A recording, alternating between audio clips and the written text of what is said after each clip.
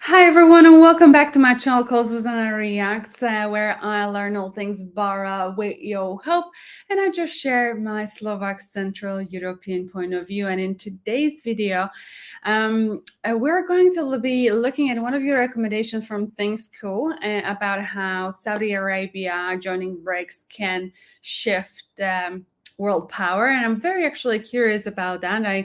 I really have no knowledge of this of my own, and yeah, I did not preview the video, so it's my kind of first time reaction. So before we get into this video, please like this video and click on the subscribe button and turn on the notification. Thank you so much for your support. Okay, so let's watch this together. I'm actually very, very interested in what this is. The world's largest oil producer, Saudi Arabia, is reportedly asking to join BRICS. Now, BRICS is an acronym for the 5 major emerging global economies, namely Brazil, Russia, India, China, and South Africa. International reserve currency planned by Russia and China. Now, the announcement of a reserve currency was made by Russian President Vladimir Putin. The Saudis are cutting oil production as part of OPEC's decision to reduce. Senate Democrats urging President Biden to end cooperation with Saudi Arabia. President Biden vowing to punish Saudi Arabia. Even old friends of the West are ditching it, like Saudi Arabia, and now it wants to be a part of BRICS. Hi everybody, Saudi Arabia is one of the most powerful countries in the world, and more importantly, it has always been the closest ally to the United States of America. But now, Saudi Arabia is engaged in a cold war with the very same United States. While Saudi decreased oil production by 2 million barrels to worsen the inflation in the US, Biden threatened Saudi Arabia with unspecified consequences and even proposed to pass the NOPEC bill to challenge the security of Saudi Arabia itself. So in return, the Saudi Prince Mohammed bin Salman made a big move that sent jitters down the spine of the United States of America. And this was his request to join India, Russia, and China at the BRICS alliance. On top of that, Putin announced the emergence of a new world currency called the BRICS currency. And this is very beneficial for India, Russia, and China. So in this case study, let's do a deep dive and try to understand what exactly is this BRICS alliance all about. How will Saudi Arabia's entry into this BRICS alliance change the dynamics of world power itself? What is Putin's idea of the BRICS currency? And most importantly, what are the study materials to help you understand this critical geopolitical situation better? Chalo, let's start from the basics and try to understand what exactly is this BRICS alliance and what is so special about it that Iran, Saudi, and Argentina, all of them are so keen to join it. Well, BRICS is nothing but the acronym for Brazil, Russia, India, China, and South Africa. And just like we have the G7 with Canada, France, Germany, Italy, Japan, UK, and the US, for BRICS, we have the 5 largest emerging economies in the world coming together to form an alliance. And most people underestimate BRICS because it has the emerging economies as compared to developed economies in the G7. But you know what, guys? If you take a pause and look at BRICS closely, you will see that these 5 countries together consist of 41% of the world's population, and their combined GDP is over 24.4 trillion US dollars. On top of that, they also have a substantial military capability and an increasing political influence in the global sphere. And by coming together, this group commands a voice for itself in the global sphere. For example, it helps us voice our concerns of the developing economies every time the West designs policies that are favorable specifically for themselves. And a classic example of the same is the carbon tax. Carbon must have its price because nature cannot pay this price anymore. The idea of a carbon border tax is gaining ground in the United States and the European Union. A carbon border tax to level the playing field for European products if other countries do not go as far as us or refuse to go in the right direction. Western countries don't want to see companies packing up for places like China or India because of their less stringent environmental rules, which make the goods produced there cheaper. Now, you know, guys, the European countries often complain about Indian and Chinese steel industry causing a lot of carbon emissions.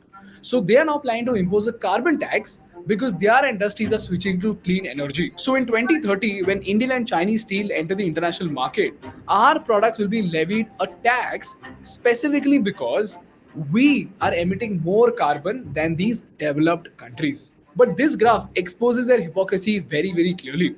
If you look at this graph, you'll realize that these developed countries have emitted so much carbon during their developing phase that they themselves are largely responsible for climate change. But even then, they forget the past and now they're imposing carbon tax on us when we desperately need economic fuel to grow. Then, just like the Asian Development Bank, we have the New Development Bank. And this is meant to disburse low interest loans for each country's development. In short, if the World Bank and the Asian Development Bank start bullying you, this New Development Bank will actually help you out as a backup. And last and most obviously, there is economic and military cooperation also. This is the reason and the importance of the BRICS alliance. If this is very, very clear to you, let's try to understand why does Saudi Arabia want to join the BRICS alliance. This is a story that started as soon as the Russia-Ukraine war started. And like we saw, first the price of oil skyrocketed, then slowly the price of oil started dropping from its peak, and then the oil price dropped to lower than the pre-war numbers. And this is where the Saudi and the OPEC countries were scared that the recession will bring down the price of oil even further. Because every time recession happens, the oil price drops to very, very low levels. So in order to increase their revenue, they decided to cut their production by 2 million barrels a day. As a result, the price of oil shot up from $91 a barrel to $94 a barrel. And like we saw, on one side, while this move was extremely beneficial for the OPEC, it created a havoc in the West. President Biden says there will be consequences for Saudi Arabia after the kingdom sided with other oil-producing countries to significantly cut production. President Biden threatens consequences for Saudi Arabia after they decided to cut global oil production. This includes Saudi Arabia's OPEC allies. The American president was spotted fist bumping with the Saudi Crown Prince Mohammed bin Salman.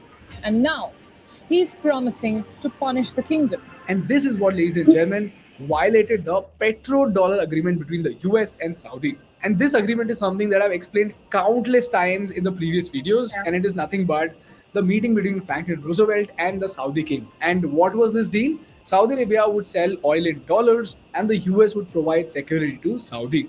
So when Biden threatened of consequences and threatened to pass the bill to stop weapons trade, what is happening? US is violating its side of the petrodollar agreement. So Saudi said, okay guys, if you threaten us with the weakening of our security, we are going to mess with your dollars. And more importantly, if you look at the past 3 years data, you will see that Saudi has already started to make defense deals both with China and Russia so that they are not over dependent on the US. Secondly, like we saw in the previous episode, the Biden government wants to lift the economic sanctions on Iran, who is Saudi's enemy in the Middle East. And the third reason has to do with the oil consumption of BRICS. Of these BRICS countries, China, Brazil, and India are the biggest consumers of oil in the world. So if they join BRICS, Saudi will have the backing of the biggest oil buyers in the world. These are the reasons why Saudi wants to join the BRICS alliance.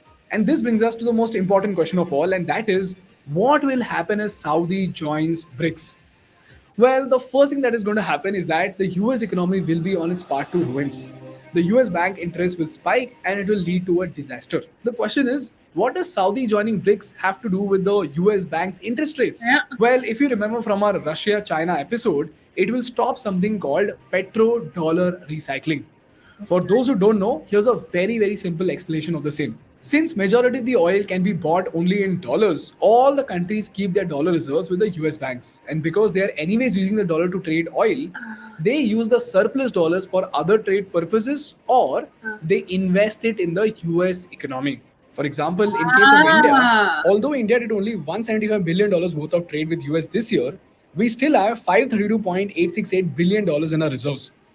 So with the rest $357 billion, $200 billion may be used to trade with other countries, and the rest $157 billion, India could invest that money into the US economy in the form of US Treasury bonds. And just like that, all the countries in the world have their surplus forex reserves invested in the US economy. This money in total amounts to $7.5 trillion US. And this money is used by the US banks to lend to American businesses at very, very low interest rates. As a result, debt is very, very cheap in the US. So eventually, American businesses prosper and their economy keeps on growing. So basically, Saudi selling oil gives the US a $7 trillion advantage. Therefore, if Saudi Arabia joins BRICS, they could sign something called the bilateral currency swap agreement, by which the BRICS countries do not have to buy oil in dollars. So if you know how the bilateral currency swap agreement works, please skip to this timestamp.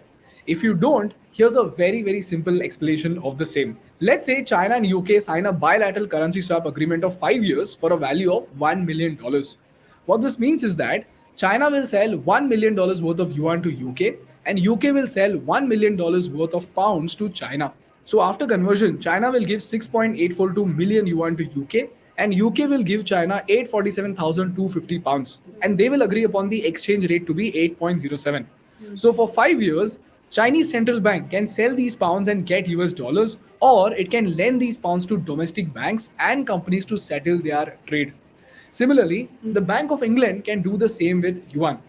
So now, if an English businessman wants to buy 1 million yuan worth of goods from China, if he went by the conventional means, he would have to pay pounds to the English bank, which will then convert the sum to dollars, and then it would transfer the dollars to the US bank account of China, and then the Chinese bank will transfer the converted sum of yuan to the Chinese businessman. But now, the English businessman would simply borrow 1 million yuan from the Bank of England and directly pay the Chinese bank account in England. And as soon as this money is transferred in the Chinese bank account in England, the Chinese bank in China would transfer 1 million yuan to the Chinese businessman. And the same thing could be done vice versa when a Chinese businessman wants to sell something in the UK. So if you see, two big players can now do international trade without depending on the US dollar. This is how bilateral currency swap works. And after 5 years, both central banks of UK and China will pay their respective currencies back at the agreed exchange rate of 8.07. So this way, both the countries get three major advantages. Number one, both countries can eliminate their exchange risk. Number two, both countries can use this currency to exchange it for dollars if needed. And number three, businesses in both countries can carry out trade more economically. So eventually, the business relationship between both these countries gets better and better. And last and most obviously, the dependency on the US dollar decreases by a large extent. On top of that, China has already mastered the prototype of an alternate international payment network called the M-Bridge prototype. This is nothing but an alternative to SWIFT to make international transactions with central bank digital currency.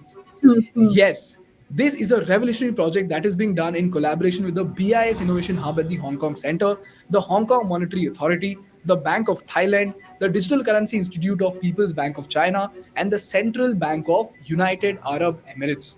And 20 banks in Hong Kong, Thailand, mainland China, and the UAE used this M-Bridge platform to conduct 164 payments and foreign exchange transactions totaling over $22 million.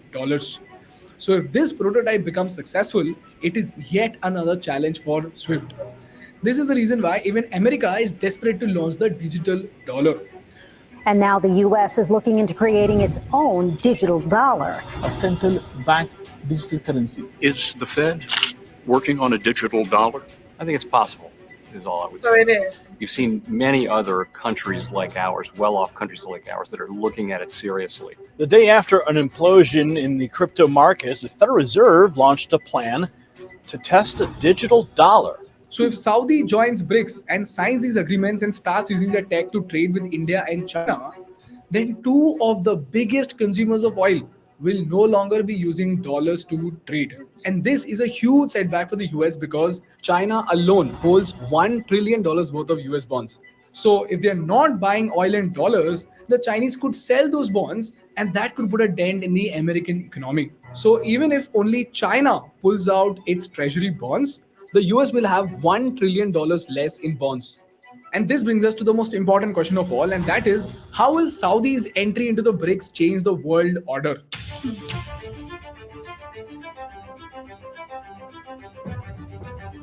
Well, this is where we have something called the BRICS currency come in. And according to Putin's announcement, this new currency would act like a basket containing the value of 5 BRICS countries, which are the Chinese renminbi, the Russian ruble, the Indian rupee, the Brazilian real, and the South African rand. This basket would make it semi-decentralized and more stable than the US dollar. And to top it all off, to give the currency even more power and stability, According to experts, this currency could be gold-backed. In simple words, the value of a gold-backed currency is pegged to gold. So tomorrow, if Indian rupee becomes gold-backed, then the value of rupee will be defined such that 1 gram of gold equals 50,000 rupees. What it means is that tomorrow, if you give 50,000 rupees to RBI, they would redeem its value by giving you 1 gram of gold. But with fiat currency, it's not backed by any commodity. So if I pay you 100 rupees, it simply means I promise to pay 100 rupees, and the currency is backed by the faith of the government. And here's how it makes a big difference. So in case of gold-backed currency, if the government has 1 kg of gold and 1 gram of gold is worth 50,000 rupees, then the government can only print 50,000 into 1,000, which is 50 million rupees of currency bills. And if they want to print more, they will first have to buy more gold, keep it in the reserve, and then print money. But with fiat currency, they can simply go on to print money. And this could cause inflation in the economy. So as a trader, I can be more confident about the value of my trade. This is being stated as the reason why the BRICS nation have been buying gold at insane levels.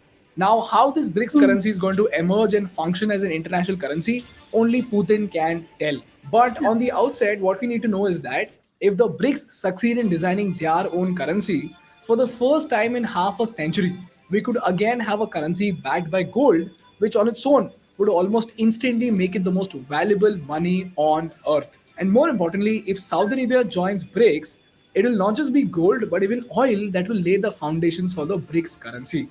So two of the most valuable commodities on the planet will back both this alliance and this currency if things go well. This is the reason why the entire world is eagerly watching what Saudi Arabia does and how will it change the world order with BRICS. And this brings me to the last part of the episode, and that are the study materials to help you understand these geopolitical tensions better. The document on Embridge from the BIS Innovation Hub itself.